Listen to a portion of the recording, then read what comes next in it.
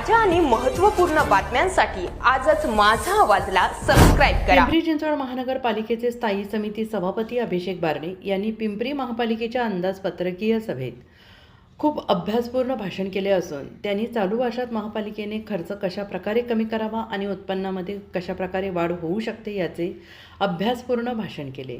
या भाषणाचे शहरातील जाणकार कौतुक करत आहेत। पाहू अभिषेक बारणे यांचे अभ्यासपूर्ण भाषण। महापौर सन्मान्य सभागृह, आज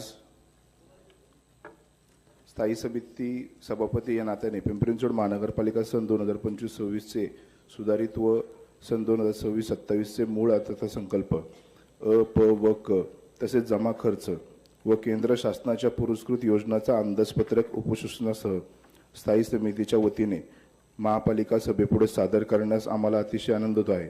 सन 2025-26 या आर्थिक वर्षात 6,256.69 कोटी शिल्लकसह इतकी रक्कम जमा होईल हे अपेक्षित धरून सन 2025-26 या आर्थिक वर्षाचे मान्य प्रशासक यांचे अंदाजपत्रक स्थायी समिती सभेमार्फत महापालिका सभेपुढे उपसूचनेसह सादर केले आहे। सन 2026-27 या आर्थिक वर्षामध्ये प्रशासकीय अंदाज 5,660.73 कोटी उत्पन्न अपेक्षित आहे व त्यात प्रत्यक्षात खर्च 5,655.73 कोटी होईल व मार्च 2027 अखेर रक्कम रुपये 5 कोटी शिल्लक राहील असा प्रशासकीय अंदाज आहे। त्याचबरोबर जर आपण पाहिलं तर एकूण अ श्रेणीमध्ये आपले 5,660 कोटी हे खर्च होणार आहेत। एकूण ब श्रेणीमध्ये आरंभिक शिल्लक असेल, केंद्र शासन अनुदान असेल, राज्य शासन अनुदान असेल, केंद्र शासन पुरस्कृत मनपा हिस्सा असेल, UTF फंड असतील, माझी वसुंधरा अभियान अतिरिक्त मनपा हिस्सा असेल, मनपा अंदाजपत्रक रक्कम असेल, ही क श्रेणीमधली 1,819 कोटी आणि आरंभाची शिल्लक UTF निधी जमा ही 328 कोटी। त्याचबरोबर ड श्रेणीमध्ये महसुली खर्च, भांडवली खर्च आणि अखेरची शिल्लक ही टोटल एकूण ड मध्ये 1,513 कोटी असं प्रशासनाने 9,322 कोटीचा आपल्याकडं पूर्ण अर्थसहाय्य अंदाजपत्रक सादर केलं होतं। त्याचबरोबर उत्पन्नाच्या ज्या बाजू होत्या त्या उत्पन्नाच्या ज्या बाजूमध्ये त्यांनी कर संकलन 1,100 कोटी, त्याचबरोबर LBT 2.2 कोटी, आरंभाची शिल्लक 5, गुंतवणुकीवरील व्याज 160 कोटी, पाणी पुरवठा व इतर 119 कोटी, बांधकाम परवानगी 750 कोटी, अनुदानाने 379 कोटी, भांडवली जमा 201 आणि इतर जमा 5,660 कोटी हे प्रशासकीय अंदाजपत्रकामध्ये दाखवलं गेलं होतं। त्याच्यामध्ये वाढीव जो अंदाजपत्रक आज आपण सर्व स्थायी समिती सदस्यांना विचारात घेऊन आज महापालिकेमध्ये अजून आपलं उत्पन्न कसं वाढतंय आणि कुठल्या कुठल्या विभागामध्ये वाढतंय हे वाढलेलं उत्पन्न या आधारे आपण काही उपसूचना या ठिकाणी ह्या अंदाजपत्रकाबरोबर या बजेट बरोबर उपसूचना काही देत आहोत। त्याच्या अगोदर आत्ताचं मनपाचं कर्ज तपशील हे मी सगळ्या सभागृहाला सांगू इच्छितो। हरित कर्ज एकूण आपण 200 कोटी घेतलं होतं, त्याच्यापैकी शिल्लक आत्ता 175 कोटी आपल्याला देय आहे। मनपा कर्ज आपण 200 कोटी घेतलं होतं, त्याच्यापैकी 100 कोटी आपल्याला देणं आहे। जागतिक बँकेचं कर्ज हे आपण 159 कोटी घेतलं होतं, त्याच्यापैकी आपल्याला 61 कोटी देणं आहे। या एकूण देय आपल्याला आहे ते 336 कोटी आहे मनपाला आणि आपल्याकडे मुदत ठेव तपशील जी FDs वगैरे आपल्याकडे ज्या आहेत या सर्वसाधारण निधी हा आपल्याकडे 1,455 कोटी आज अखेरपर्यंत आपल्याकडे आहे। इतर व राखीव निधी हा आपल्याकडे 4,235 कोटी हा देखील आपल्याकडे सुरक्षितरित्या आपल्याकडे आहे।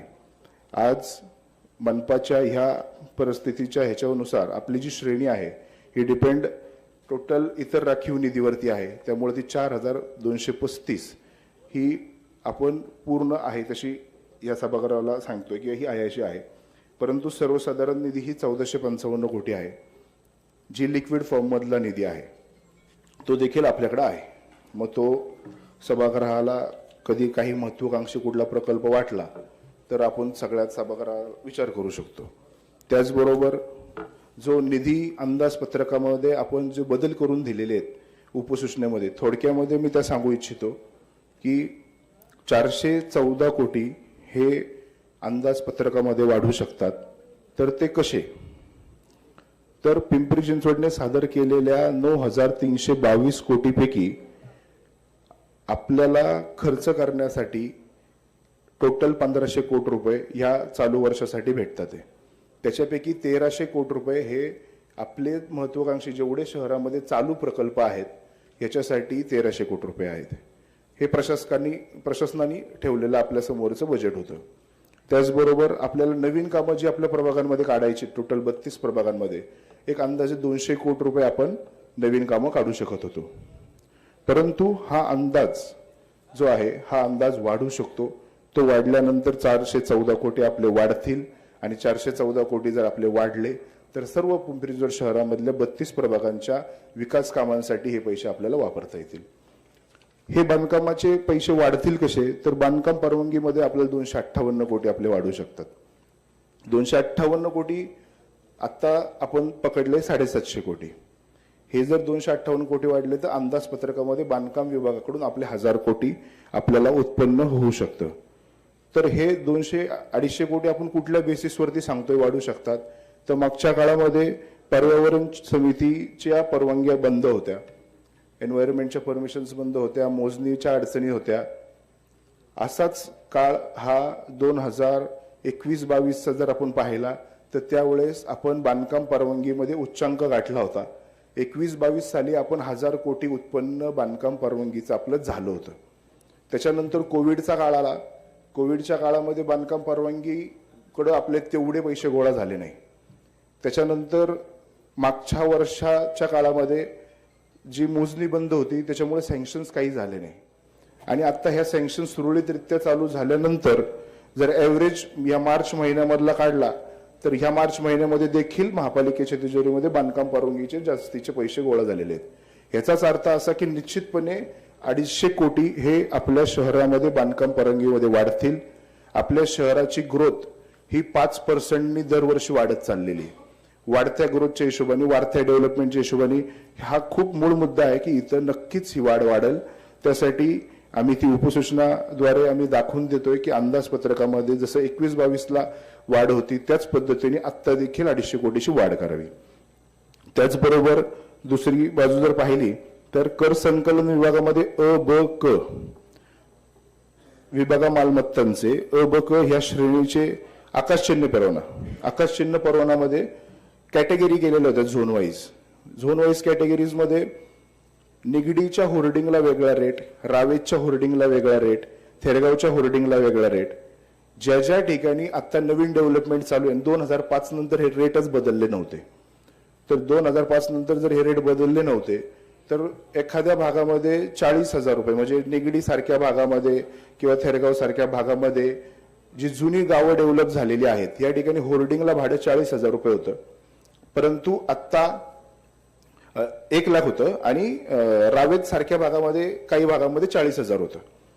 तर आपण काय म्हणतो की आता डेव्हलपिंग भाग हा रावेत आहे, वाकड आहे, अशा भागांचा आणि निगडी थेरगावचा ह्यांचा समतोल करा. कुणाचा रेट, एखाद्या भागाचा रेट वाढवा म्हणत नाहीये, परंतु निगडी, रावेत, वाकड, थेरगाव ह्यांना एकसारखं गिनलं जावं.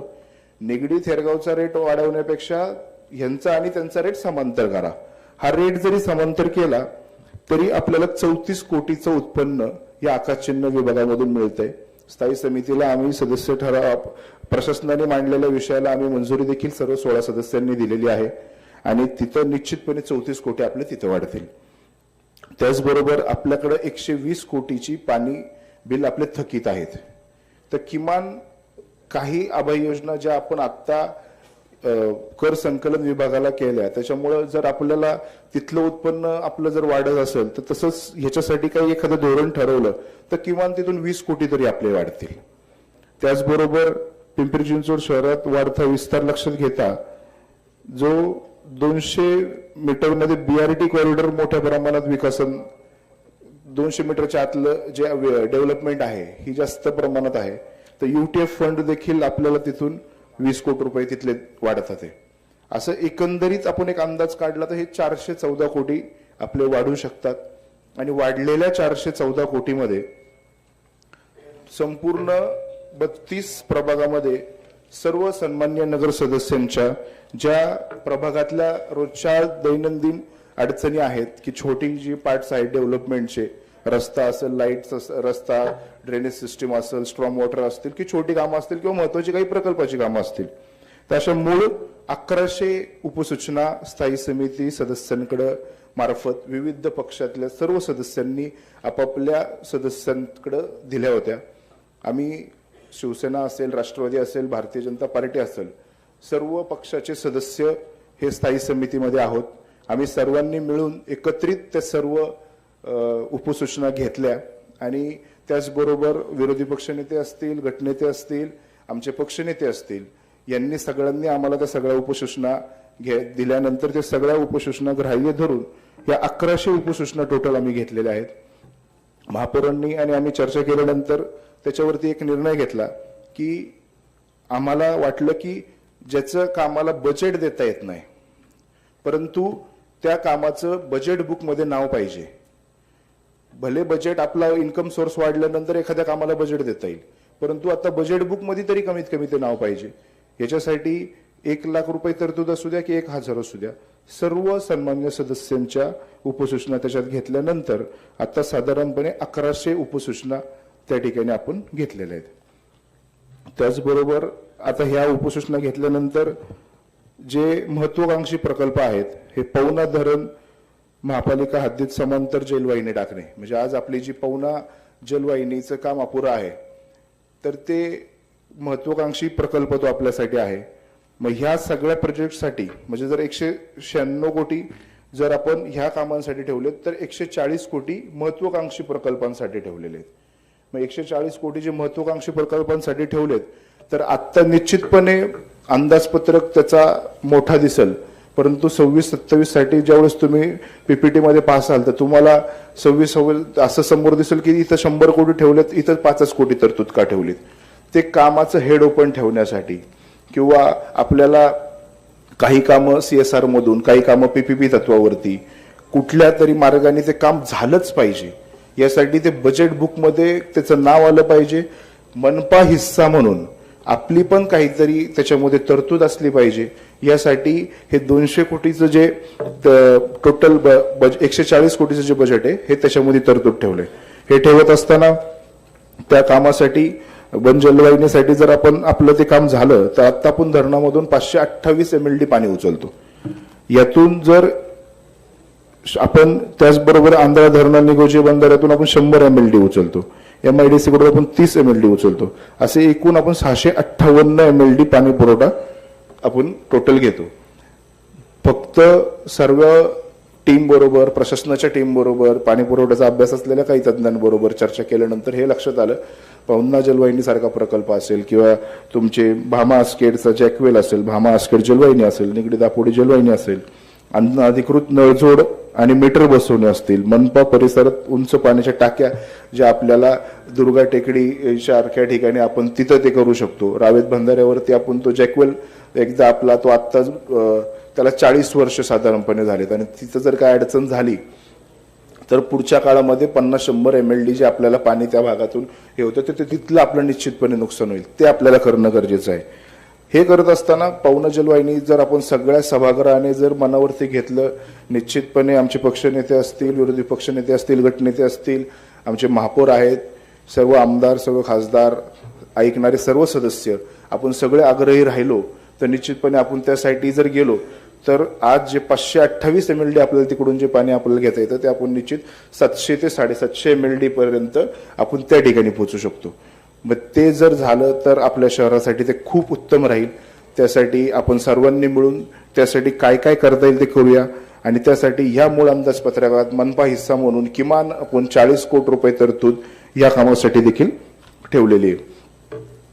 त्याचबरोबर माता रमाई स्मारकाचे काम देखील चालू आहे. आता काम बजेट बुकमध्ये होतं परंतु बजेट बुकमध्ये काम असलं तरी प्रशासकीयाच्या ह्याच्यामध्ये त्या कामासाठी आता तरतूदच ठेवली गेली नव्हती. आज आपण अशा पद्धतीने एखादं काम काढल्यानंतर त्या कामास तरतूद नसणं हे योग्य नाही. त्यासाठी निश्चितपणे 1.25 कोटी इतकी तरतूद चालूसाठी आता आपण तिथे ठेवलेली आहे. येणाऱ्या काळात त्या ठिकाणी जास्त लागल्यानंतर कुठल्या विभागाकडून आपल्याला तरतूद वर्ग करता येते का त्याचा देखील प्रयत्न केला जाईल.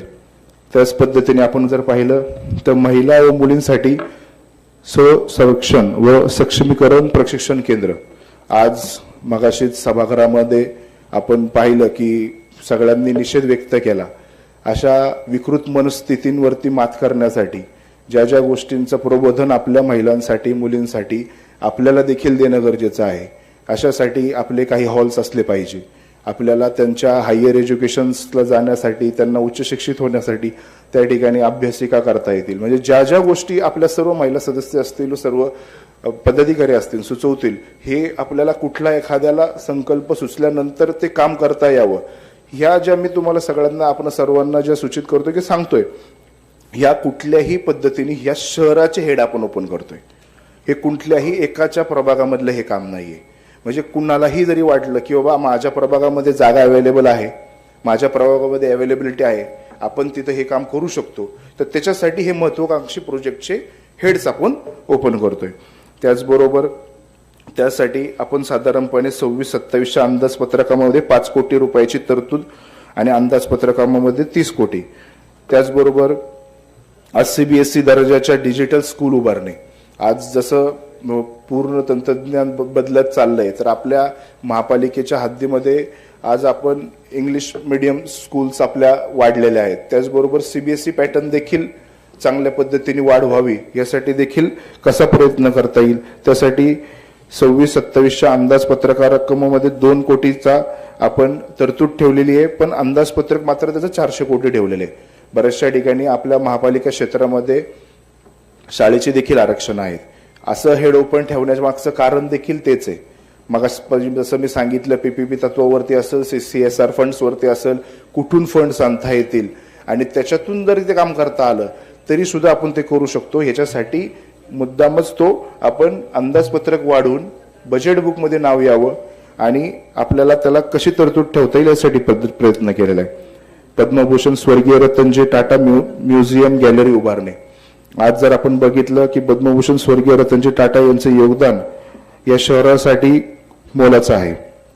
शहरातल्या प्रत्येक युवकांना, प्रत्येक कामगार वर्गाला आणि प्रत्येकालाच तो निश्चित प्रेरणादायी आहे. असं एखादं ज्यावेळेस म्युझियम क्रिएट होईल तर माझ्या डोक्यातली जी संकल्पना आहे, प्रत्येकाच्या विविध संकल्पना प्रत्येकाच्या डोक्यात असतील, यासाठी एक अंदाजपत्रक म्हणून आपण 100 कोटीचा खर्च ह्या म्युझियमला होऊ शकतो असं पकडलंय आणि त्यासाठी आपण तरतूद 2 कोटी ठेवली. जरी 2 कोटी तरतूद ठेवली असली तर मगाशी बोलल्याप्रमाणे तेच आपण तो फॉर्म्युला त्या ठिकाणी देखील वापरू शकतो. टाटा सारख्या संस्थांसंग आपण बोलल्यानंतर आज आपण जर पाहिलं की ज्या सालापासून टाटानी ह्या शहरामध्ये उद्योग व्यवसाय चालू केल्यानंतर त्यांनी पहिली बनवलेली गाडी आणि आत्ता बनवलेली गाडी, या गाडीपर्यंत आज जर आपण जर पाहिलं तर RTO चौकामध्ये ज्यावेळेस राजेश पाटील कमिशनर होते त्यांनी निश्चितपणे सर्व सत्ताधारी सरकारातली लोक असतील किंवा आपण सर्व सदस्य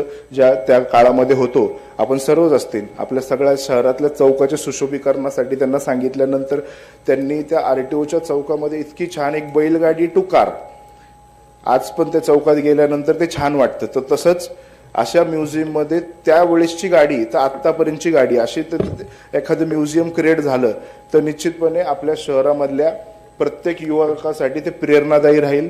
आणि एक ऑटो हब, हे जे शहराने ऑटो हबने जे आपल्या शहरासाठी खूप काही दिलेलं आहे, खूप गोष्टी दिलेल्या आहेत, तर त्यांना देखील तो न्याय मिळेल असं निश्चित मला वाटतं. त्यासाठी आपण ती एक उपसूचना तयार करून या बजेटमध्ये ठेवण्याचा प्रयत्न केलाय.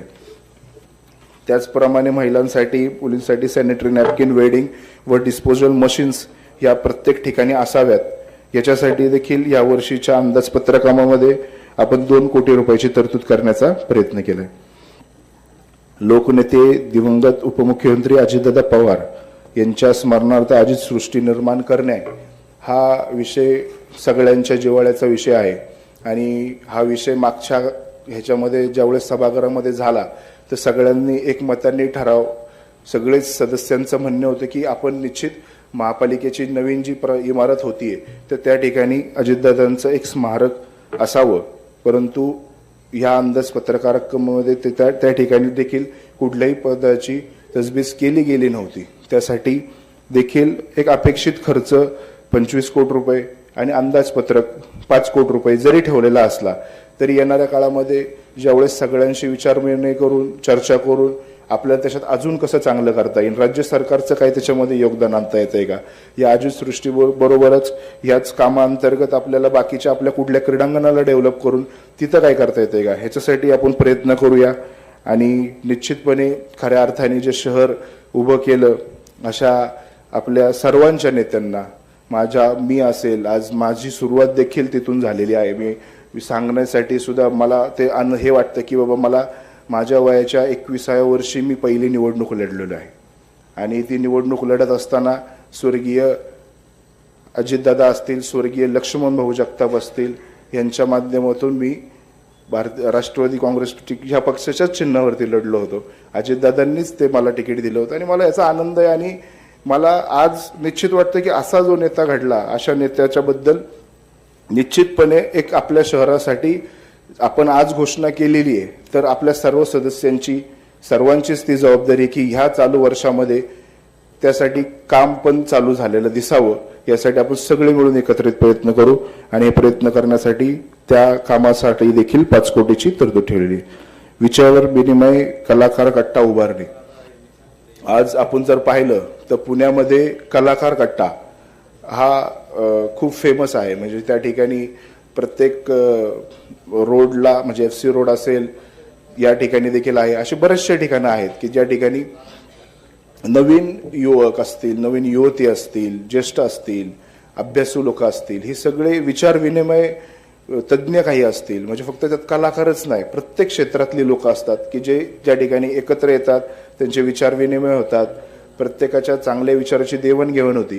तर अशा ठिकाणी आपल्या शहरामध्ये ज्या ठिकाणी आपल्याला काही स्पॉट्स आयडेंटिफाय होतील की ज्या ठिकाणी चर्चा होईल, चर्चा फक्त कलाकार कट्टा आणि विचार विनिमय ह्या दोन्ही गोष्टींचे आपण त्या ठिकाणी प्रयत्न, म्हणजे आज ज्यावेळेस विकास कामं घडत असतात, काही महापालिकेच्या असतील, राज्य सरकारच्या असतील, केंद्र सरकारच्या असतील, काही योजना येतात, काही योजना आल्यानंतर त्या येतात सुद्धा जातात सुद्धा ह्या सुद्धा कळत नाही. पण ज्यावेळेस काही लोकांची वैचारिक पात्रतेनुसार त्यांची बोलण्याची देवाणघेवाण होती आणि ते बोलल्यानंतर त्याच्यातून काहीतरी चांगलं निर्माण होतं आणि हा निरोप सगळ्यांपर्यंत इझिली पोचतो. तर त्यासाठी हा विचार विनिमय कलाकार कट्टा उभारणे हे आपल्या शहरासाठी एक चांगलं राहील. त्यासाठी देखील आपण एखादी आपल्या नगर सदस्यांची जे कला क्षेत्रामध्ये काही आपले चांगले भाऊसाहेब साहेबांसारखे काही व्यक्ती आहेत, अशी बरीचशी मंडळी आहेत, अशी सगळ्या पक्षाची लोक घेऊन एखादी समिती स्थापन करून आपण ह्याच्यामध्ये काय चांगलं काम करू शकतो यासाठी आपण एकत्रित काम करू. त्यासाठी आपण अंदाजे खर्च अपेक्षित 10 कोटी पकडलेला आहे आणि 2 कोटी रुपयाची तरतूद आपण या कामासाठी केलेली आहे. आज स्वर्गीय आमदार लक्ष्मण भाऊ जगताप, मला सांगायला अभिमान वाटतो मला की बाबा ही व्यक्ती म्हणजे अशा व्यक्ती परत होणे नाहीत. आज आपल्या शहरामध्ये जर आपण पाहिलं तर गेले 10 ते 11 वर्षापासून अटल आरोग्य शिबिर हे PWD ग्राउंड या ठिकाणी घेतलं जातं. निर्माण करणे हा एक मोठा मुद्दा आहे. आज आपल्या लोकसंख्येच्या हिशोबाने किमान आपल्या शहरामध्ये 20,000 हॉकर्स असणं अपेक्षित आहे. परंतु आपल्याकडं सर्वे झाला होता. सर्वे झाल्यानंतर आपल्याकडं 14,000 च्या आसपास मागच्या काळामध्ये सर्वे केला गेला. परंतु तो बारगळलं गेलं ते काम आणि ते काम बारगळलं. कोविडच्या अगोदर हे करण्यासाठी खूप अग्रेसर होतो आम्ही, काही नगरसेवक होतो, हर्डीकर साहेबांचा त्यावेळेस आम्ही काही फॉलोअप घ्यायचो की बाबा आपल्या शहरामध्ये हॉकर्स झोन हे निश्चित लवकरात लवकर व्हावं. परंतु ते काम बारगळलं. परंतु आत्ताच्या कमिशनर साहेबांकडून आपल्या सर्व सदस्यांकडून हे धोरण निश्चित करून शहरामध्ये हक्काची हॉकर्स व्हावेत की 20,000 जर आपण हॉकर्स आपले झाले आणि हक्काचे हॉकर्स व्हावे तर शहरातल्या सायकल ट्रॅक असतील किंवा फुटपाथ असतील ह्याला देखील ती अडचण न होता कुठं पब्लिक प्लेसमध्ये किंवा कोणाला अडथळा न निर्माण करता त्यांना कशी जागा क्रिएट करून देता येईल आणि क्रिएट केलेल्या जागेतून ती लोक सुद्धा आज दिवसाला 50 रुपये 20 रुपये जर त्यांना आपण व्यवस्थितरित्या करून दिलं तर ते सुद्धा पे करायला तयार आहेत आणि त्यांनी पैसे दिल्यानंतर आपण त्यांना सेवा पण देतोय आणि आपल्या महापालिकेला त्याच्यातून उत्पन्न देखील होऊ शकतं आणि आपल्यावरती जो येणारा भार आहे की सातत्याने आपल्याला आपले मॅस्कोचे लोक असतील आपले क्षेत्र अधिकारी असतील या सगळ्या अधिकाऱ्यांना गुंतवून आपल्याला सातत्याने हॉकर्स वरती कारवाई करायला लागते ती देखील तो ताण वाचल आणि चांगल्या पद्धतीने जर हॉकर्स पॉलिसी केली तर शहरामध्ये ते निश्चित चांगलं होईल यासाठी आपण अपेक्षित खर्च हा 5 कोटी पकडलेला आहे आणि अंदाजपत्र आपल्या ह्या वर्षीच्या अंदाजपत्रकामध्ये 1 कोटी रुपये पकडलेत. त्याचबरोबर हा देखील दुसरा मुद्दा जो आहे हा देखील खूपच महत्वाचा आहे की parking policy pay and park आणि निश्चितपणे पे अँड पार्क ह्या शहरामध्ये आपल्याला करणं खूप गरजेचं आहे. आजची जर 3 दिवस या उभ्या असतात त्याच्यामुळं जो बीआरटी कॉरिडॉर मध्ये जो शॉपकीपर असतो किंवा एक व्यावसायिक असतो त्याच्याकडे येणारी जी लोक आहेत त्यांना गाडी लावायला जागा नसते आणि ते नाईलाज असतं रस्त्यावरती लावतात. जर आपण इथं पे अँड पार्क चालू केलं तासाला 20 रुपये जरी एखाद्या कारकडून किंवा 4 व्हीलर कडून आपण जर ते घेतले तर तो जो बस लावणारा आहे जर तो 12 तास त्या ठिकाणी जर थांबला तर त्याला साधारणपणे 250 ते 300 रुपये द्यावे लागतील. 24 तास थांबला तर 800 रुपये द्यावे लागतील. मला नाही वाटत की कोणच 800 रुपये रोजचे भरून तिथं 4-4 दिवस गाडी लावल. तर त्यासाठी ही पार्किंग पॉलिसी करणं ही अत्यंत गरजेची आहे. पार्किंग पॉलिसी केल्यानंतर निश्चितपणे ज्यांना ज्यांना वाटतं की रस्ते अरुंद झालेले आहेत तर ती समस्या निश्चित असं वाटतं की पार्किंग पॉलिसी केल्यानंतर ती समस्या सगळ्यांच्या मनामधून निघून जाईल. आज सायकल ट्रॅक आहे पाहिजे का तर निश्चित पाहिजेत. फुटपाथ पाहिजेत का तर निश्चित पाहिजे. आज फुटपाथमुळं आमच्या थेरगावच्या उदाहरण मी छोटंसं देतो की आमच्या प्रभागामध्ये फुटपाथ वरतून आज 5,500चं थेरगाव आमचं क्रीडा जे संकुल आहे आमच्या शाळेचं 5,500 विद्यार्थीच्या आसपास आमच्या त्या स्ट्रीट वरती विद्यार्थी चालत असतात आणि आज फुटपाथमुळं त्यांना चांगल्या पद्धतीने चालता येतं. त्यांच्या फॅमिलीतल्या लोकांना त्यांना ने-आण करता येतं. परंतु ते फुटपाथ नव्हते त्यावेळेस त्या ठिकाणी बसेस लागायच्या ट्रक्स लागायचे. आज देखील बसेस ट्रक्स लागतात परंतु पार्किंग पॉलिसीमुळे ते लागणार नाही. पूर्वी फुटपाथ नव्हतं बसेस लागायचे त्या ठिकाणी लोक चुकीच्या गोष्टी करायचे त्यामुळे लोकांना तिथं चालता सुद्धा येत नव्हतं. त्यामुळे आपण सगळ्यांनी मिळून स्ट्रिक्टली जर सर्व प्रभागांनी सर्व सदस्यांनी आपापल्या भागामध्ये कुठं आपण पार्किंग करू शकतो कुठं आपण हॉकर्स करू शकतो ह्याचं सगळ्यांनी एकत्रित जर आपण नियोजन केलं तर माझी निश्चितपणे महापौर साहेबांना विनंती ह्या विषयात असेल पक्षनेते असतील विरोधी पक्षनेते असतील गटनेते असतील की पार्किंग पॉलिसीसाठी आणि हॉकर्स पॉलिसीसाठी एकत्रित एक सर्व सदस्यांची एक समिती स्थापन करावी की जेणेकरून ह्या पॉलिसीला आपण लवकर मार्गी लावू शकतो आणि सगळे मिळून चांगला आपल्या शहरासाठी निर्णय घेऊ शकतो आणि पे अँड पार्किंग पॉलिसी आपण अंमलात आणू शकतो. यासाठी आपण अपेक्षित खर्च पकडलाय 5 कोटी आणि अंदाजपत्रकामध्ये आपण ह्या वर्षी साधारण खर्च होऊ शकतो तो 1 कोटी रुपये आपण तिथे पकडलेला आहे. त्याच पद्धतीने केजुदेवी बंधारा दर्जा वाढवण्यासाठी जलक्रीडा पर्यटन निर्माण करणे. आज केजुदेवी जो बंधारा आहे तर या ठिकाणी आज देखील कायाकिंगच्या स्पर्धा आमच्या त्या ठिकाणी होतात.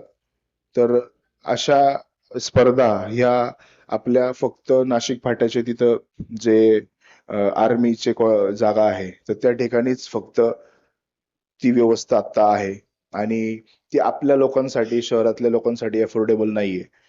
तर हे आपण जर आपल्या शहरामध्ये त्या ठिकाणी जर करू शकलो तर निश्चितपणे तिथले वॉटर स्पोर्ट्स ऍक्टिव्हिटीज वाढतील. त्यासाठी अपेक्षित खर्च एक साधारणपणे 100 कोटी रुपये म्हणजे टोटल शहराचा हेड आहे. अजून या ठिकाणी अजून आपल्याला कुठं वाटलं तिथं पण आपल्याला हे करता येईल आणि त्यासाठी अंदाजपत्रकामध्ये चालू वर्षासाठी तरतूद आपण 4 कोटी पकडलेली आहे.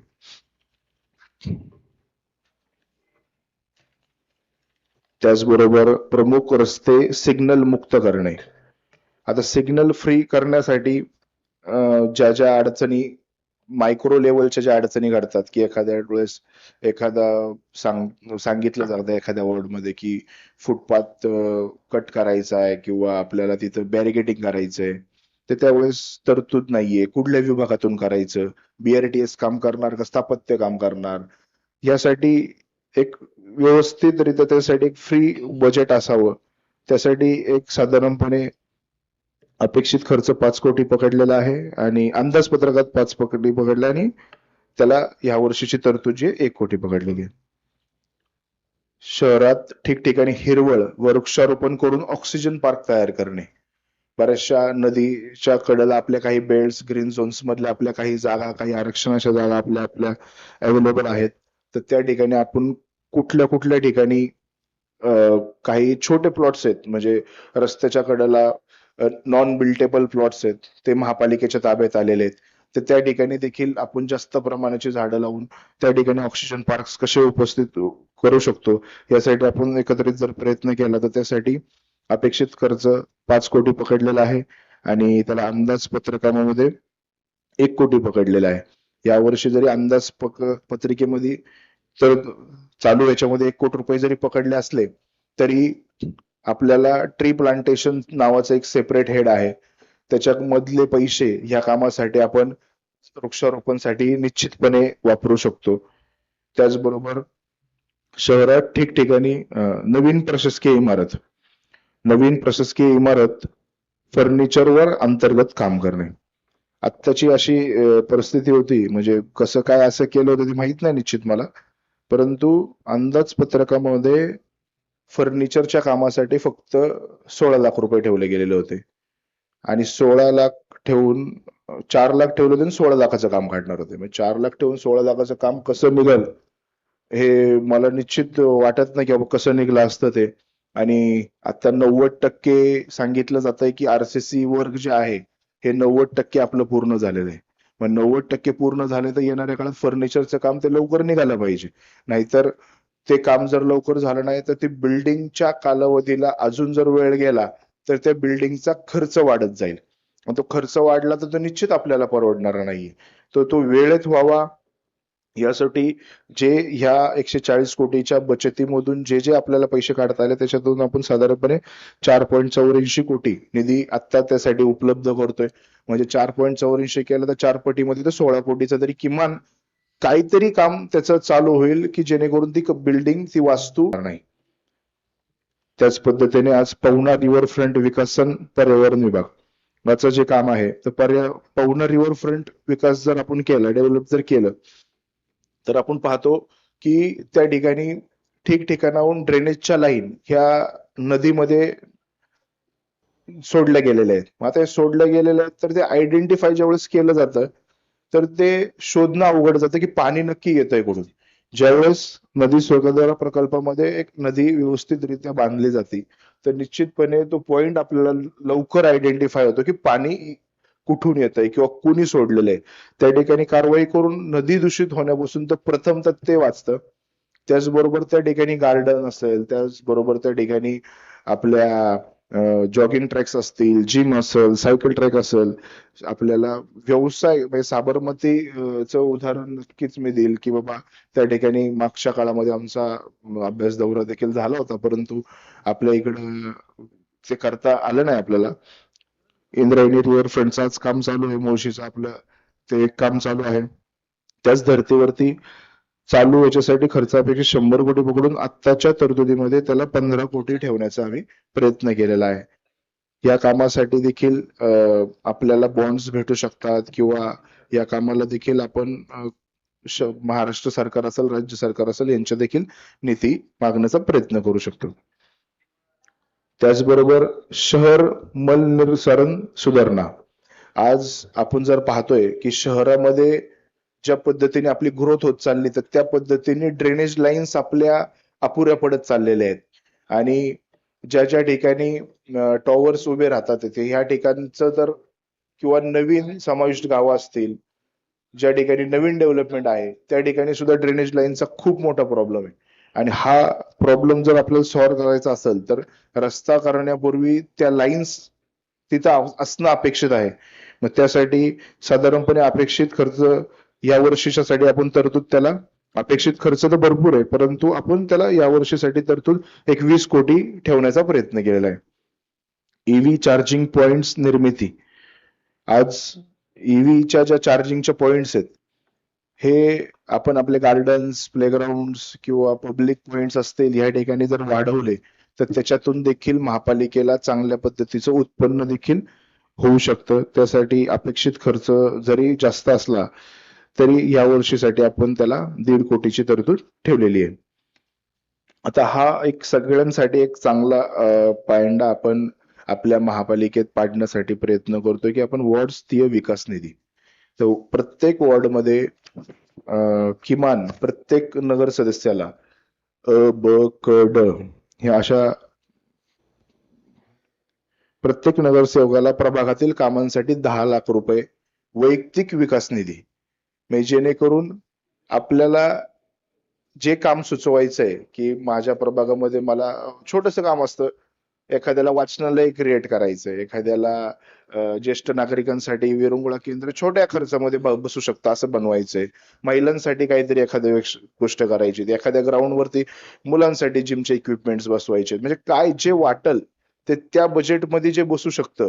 आणि मी केलं का तू केलं हा पण पाठ नाही राहणार.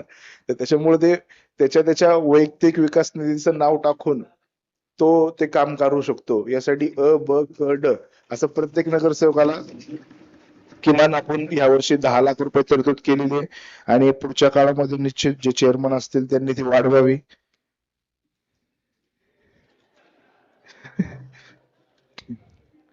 आणि असे विविध काही सूचना आहेत ज्या उपसूचना मी या बजेटमध्ये दिलेल्या आहेत की आपल्या ह्याचं जे बजेट आहे साधारणपणे अग्निशामकचं, तर आपल्याला तिथून फायर मधून जो 1500 कोटीचं उत्पन्न आपल्याकडे यावर्षी पर्यंत आहे.